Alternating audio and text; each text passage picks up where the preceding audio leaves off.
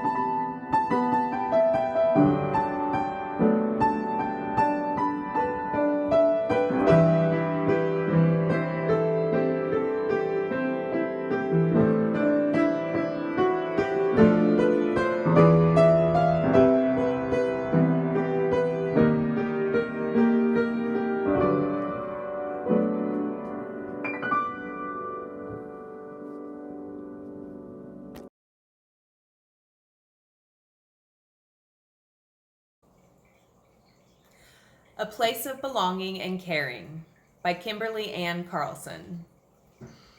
And so you began seeking a beloved community, a people that does not put fences around love, a community that holds its arms open to possibilities of love, a heart home to nourish your soul and share your gifts. Welcome home. Welcome to worship. Please join me in the words to our church covenant. Love is the spirit of this church, and service its law. This is our covenant, to dwell together in peace, to seek the truth in love, and to help one another. Within the bonds of community, we share joys and sorrows, major milestones in our lives, enriching our connection to one another as members of beloved community that we build together. Today is the 1-year mark since we became a virtual community. As we reflect on our many joys and sorrows, we remember with deep sadness those loved ones and friends who we lost this past year. We pray for the recovery of those with lingering health issues. We name our own loss of connection, as we have carefully avoided contact to protect not only ourselves, but others equally. We look forward with joy to reunions and with some trepidation to what the new normal will be. I share these thoughts with you as we consider our way forward. Each of us is created a precious and holy vessel of embodied love. We have been through a harrowing time since last March that has shattered our sense of wholeness, body, mind, and spirit, like a glass vessel fractured into pieces. Let us enter into a season of recovery as we focus on the universal embrace of love that holds us all.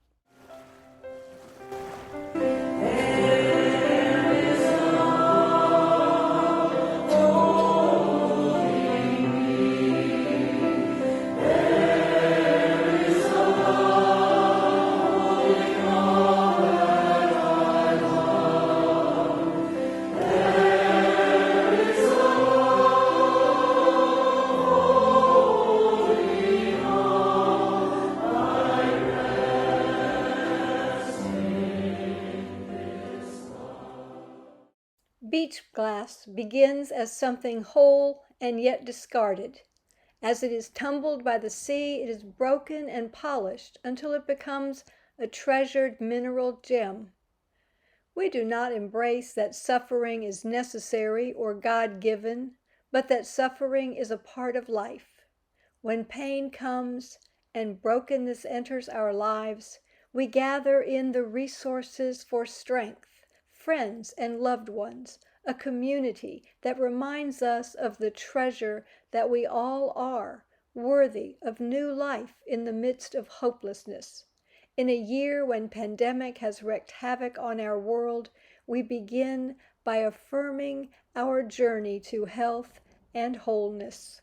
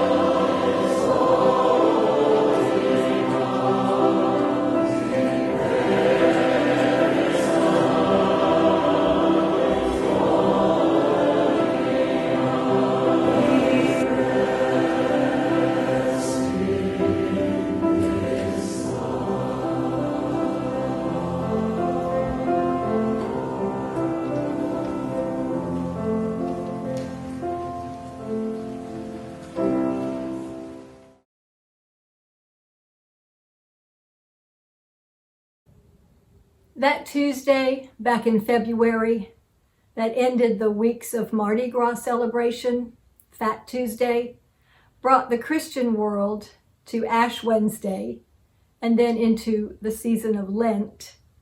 Ash Wednesday is a time of naming brokenness. Lent is a time of healing and recovery from brokenness. And it requires naming what has been broken or shattered, like the shards of glass that came from the broken bottles that have been tossed around in the sea. We have been rocked by waves of grief, fear, disease, political toxicity, racial unrest, uncertainty about our future as individuals, as a country, maybe even as a church community. Much has been shattered in the last year. I tend to keep myself pretty busy, perhaps so I don't stay in a place of grief or fear for very long. But healing requires that we name what is broken. How can you repair something if you don't see the cracks? How can you recover something if you haven't noticed that it's lost? So for just a moment, let's rest here in the recognition of shattered dreams and shattered peace.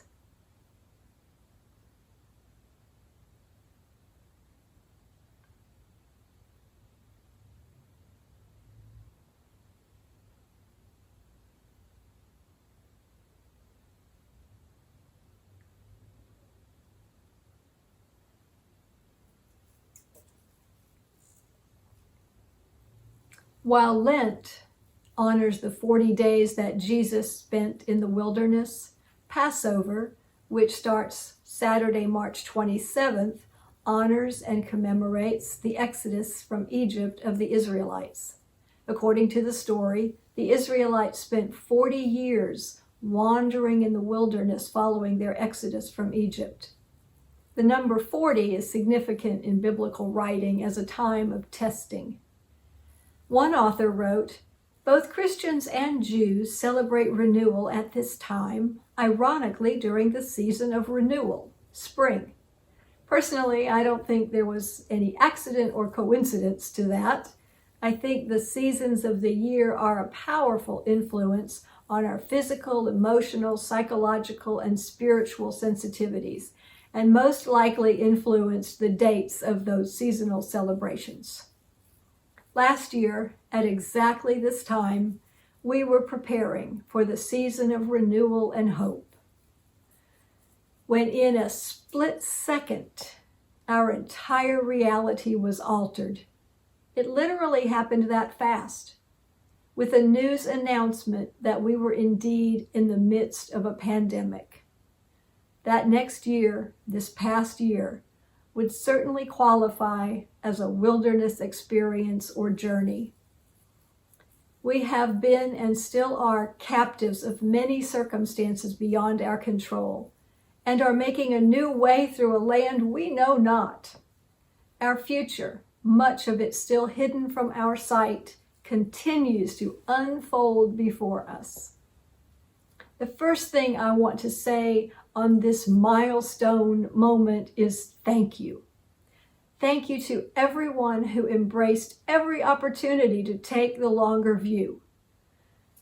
People that jumped in to help navigate doing church when we did not know what we were doing, who took a chance on developing an entire new way to hold us together, to keep our message out there.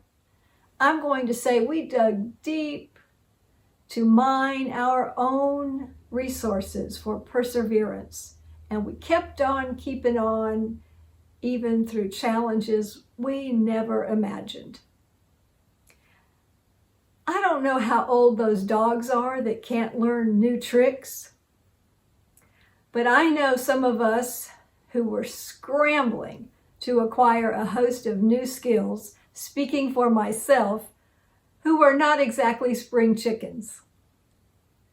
I'm not going to name names of all the people who pitched in, because there are so many of you and so many different ways, some more visible than others, but you know who you are. The second thing I want to say thank you for is for all of you who have been tuning into these Sunday services, signing on to our different Zoom opportunities, checking in on one another in safe ways, letting me know when you could what was happening with people. We have creatively come together to sustain ourselves through this strange journey of unimaginable upheaval and change. Thank you to all of you who are staying connected in various ways, continuing to support the vision and mission of UUCP inside and outside of our proverbial walls. What is it that allows a people to endure hard times and come out with new insights, new commitment, a greater understanding of what is at stake and what matters most?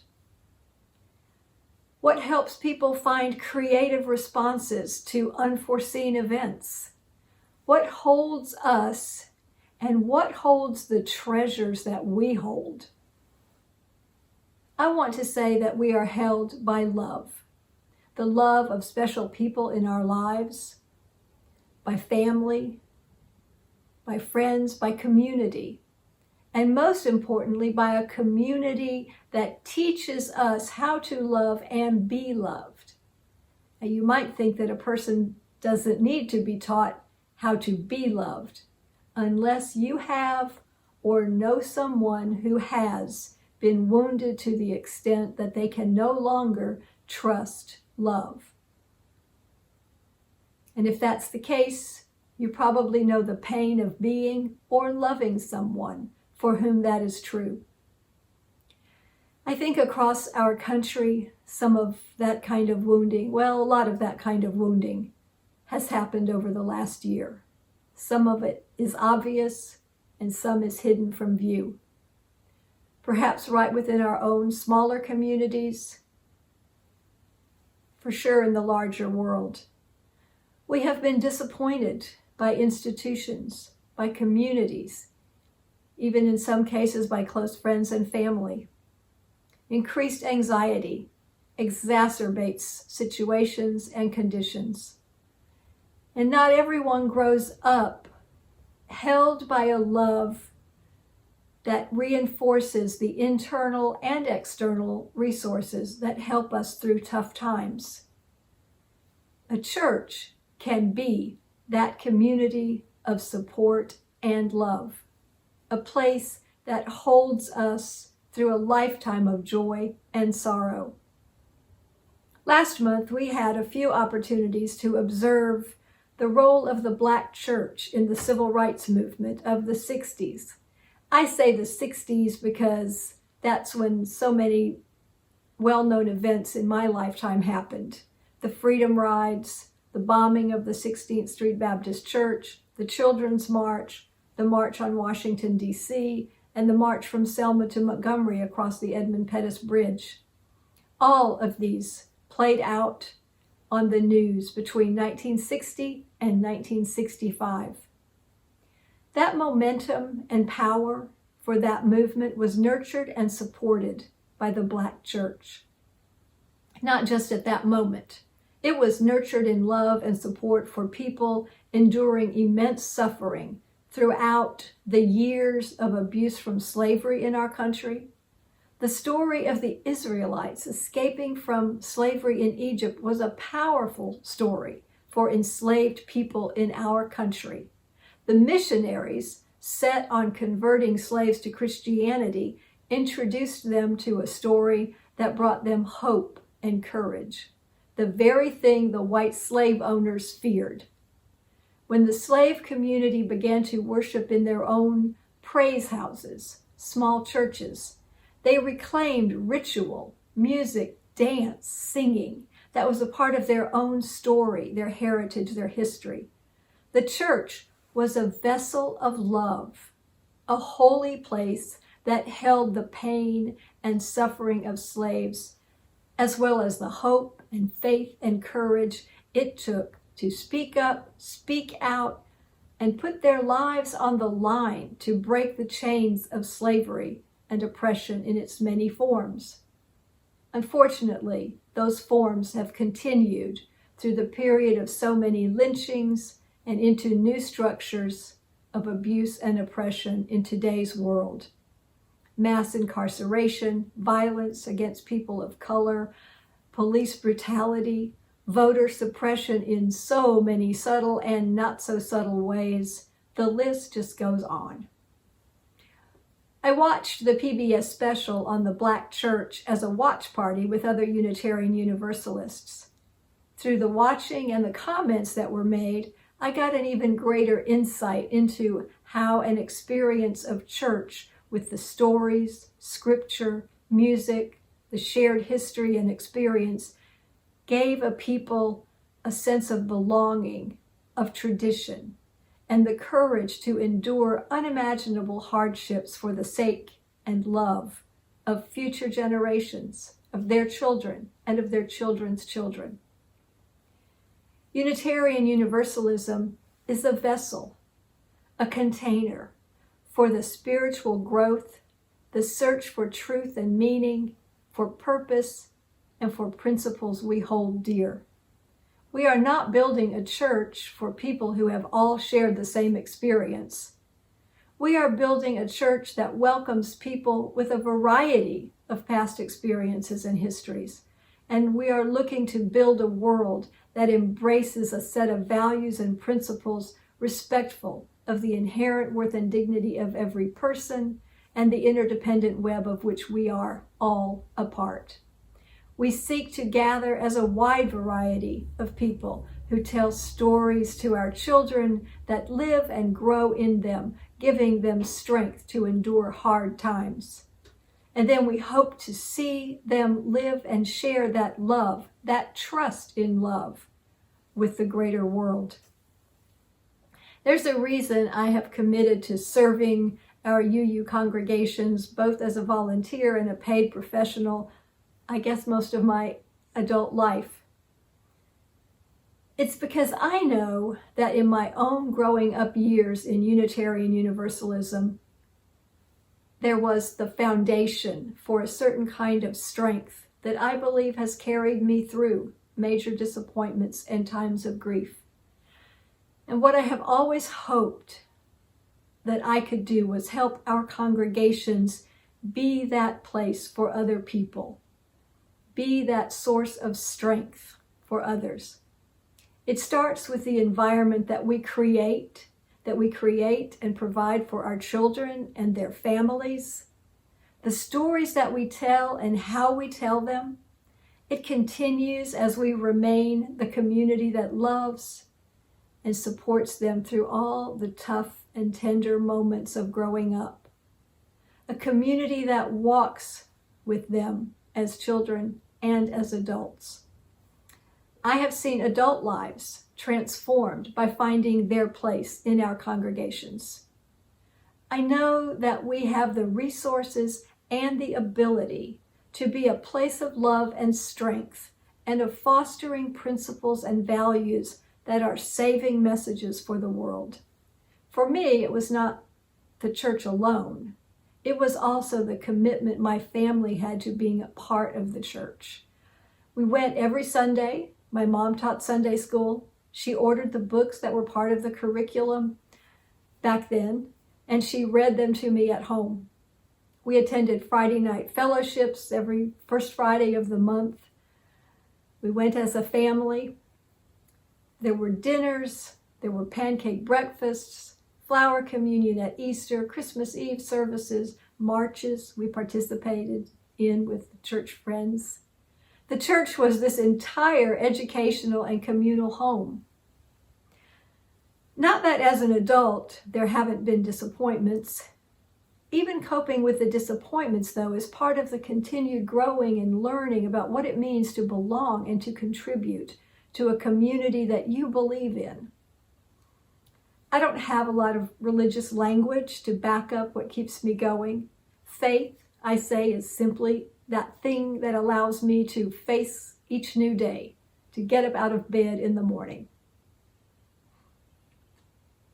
I am also aware that there may always be something around the corner that will bring me to my knees. And this pandemic has caused me to consider a lot of things I had not chosen to think about before now. So I'm not saying that being raised in church is a foolproof shield from anything. Just that for me, it has given me an internal sense of something that guides me with a set of values that answers a lot of questions that I ask myself. What some people would call true north, I think. As Brene Brown put it, a deep sense of love and belonging is an irreducible need of all people. We are biologically, cognitively, physically, and spiritually wired to love, to be loved, and to belong. When those needs are not met, she says, we don't function as we were meant to. That's the end of her quote. Putting energy and creativity into sustaining a community as a vessel of love and belonging seems a worthwhile commitment to me. I hope it does to you as well. May it be so.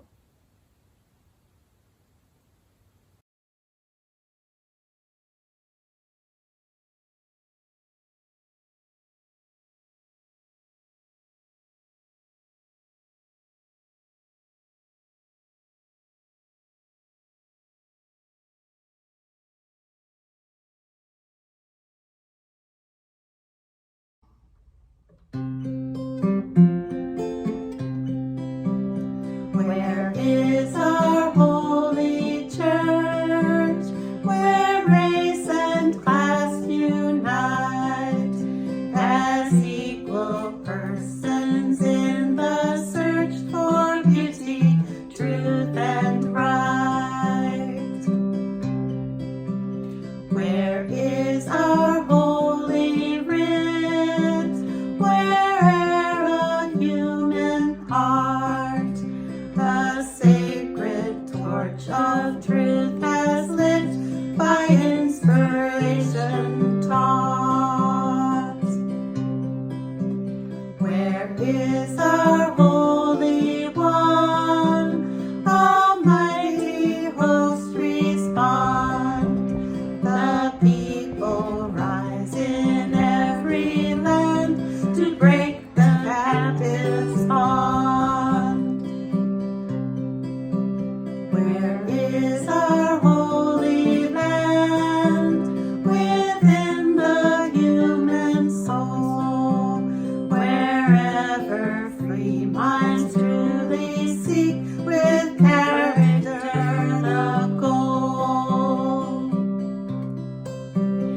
Where is our paradise?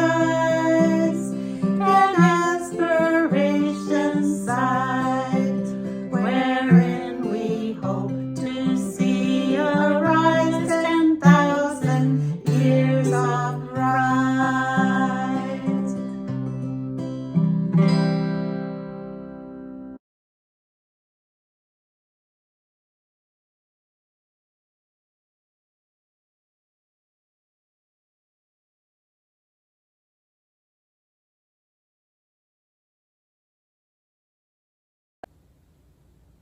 We are a community of memory and hope. Our strength is the united effort of the many caring friends and members who commit to support this church and its mission. Please remember that our church counts on the generosity of those who pledge and also who contribute to the offering taken each Sunday morning. When we gather in our sanctuary, we are able to pass the offering plate. As you know, that has not been possible lately. And so I offer you now the information for how to text and give or write a check to the church. Thank you for the generous way you contribute to the life of this congregation and its mission in the community.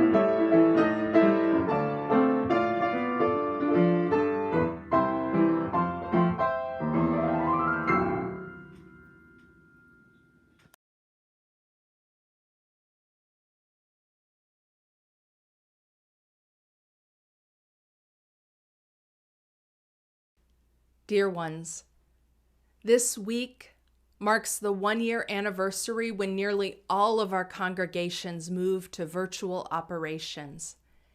Anniversaries, particularly of tragic or traumatic events, impact us whether or not we consciously acknowledge them.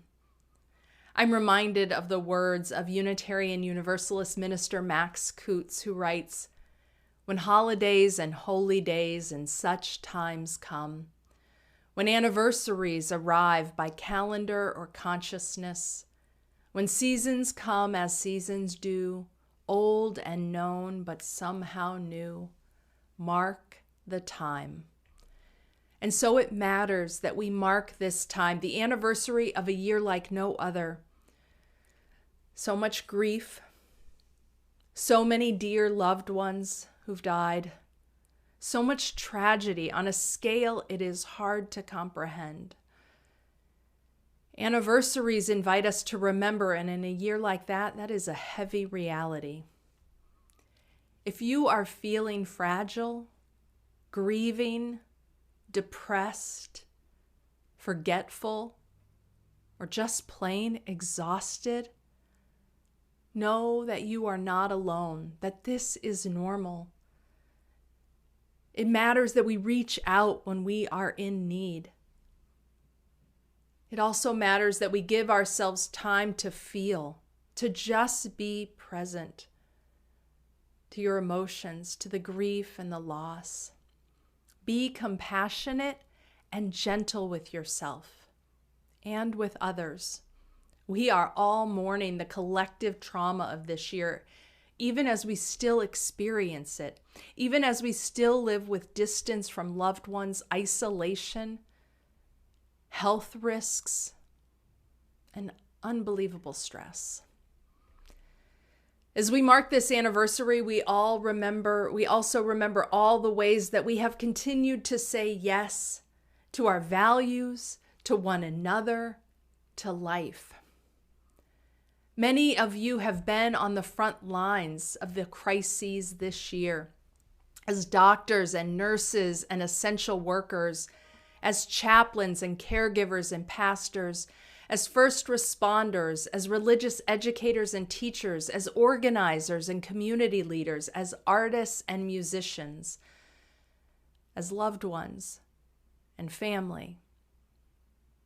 All saying yes to help people survive, to defend lives, to care for our children and young people, to bring reminders of beauty and grace to sustain us, to be present to those in their dying moments and to their loved ones in saying goodbye. So many of you and your communities as a whole have done so much to nurture life in this time of incredible loss. And it takes its toll. I pray that you may have moments of rest and love to renew your spirit. May you be held in the same grace and generosity in which you give.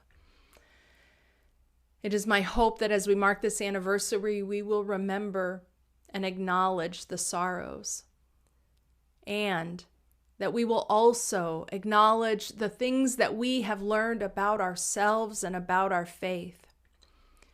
We learned more deeply what it means to center collective care and compassion in our ministries. We learned to more fully recognize our interdependence and prioritize the needs of those most vulnerable within and beyond our communities. We've extended our ministries beyond any walls, caring for our neighbors and wider communities and providing unprecedented access to our ministries online. We've opened our buildings to serve the community and save lives, to support the organizing and uprisings for racial justice.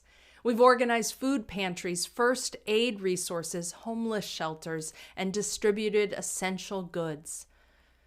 We've leaned into our deep commitment to democracy, helping millions exercise their right to vote and playing a critical role in what was the largest, most accessible, and transparent election in U.S. history.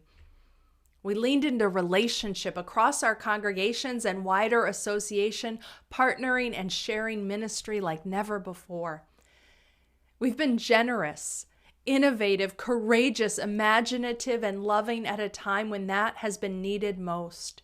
It is my greatest hope that this will have a lasting impact on our lives and our ministries. And while we have much to be proud of, many of us continue to experience real harm from this pandemic. Long-lasting illness, risks to our health, economic hardship, isolation, and grief. As we follow the hopeful developments, with greater numbers of people being vaccinated and the infection rates declining, now plateauing, may we remember to remain steadfast in our commitment to supporting the well-being of all people. And this means making decisions that reduce community spread. I know we are tired and grieving and long to be together. That day is coming. but it matters that we continue to follow the science and make decisions to support public health. As we mark this 1-year anniversary, so many things in our lives have changed. May we continue to lean more deeply into compassion and care, for these remind us that we are not alone, and they are practices that strengthen our sense of mutuality and belonging, our interdependence. And there are no more important practices or culture to develop in this time. May we continue to hold in love and care all of those who are suffering in this time. May we continue to be gentle with ourselves and our others, make room for our grief and what we are experiencing. And may each of us continue to be nurtured and supported by this faith and our communities that we hold so dear.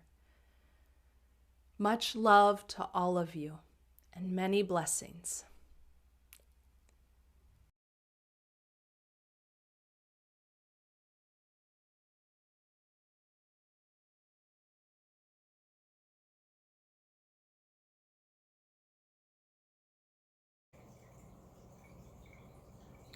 Between Two Words.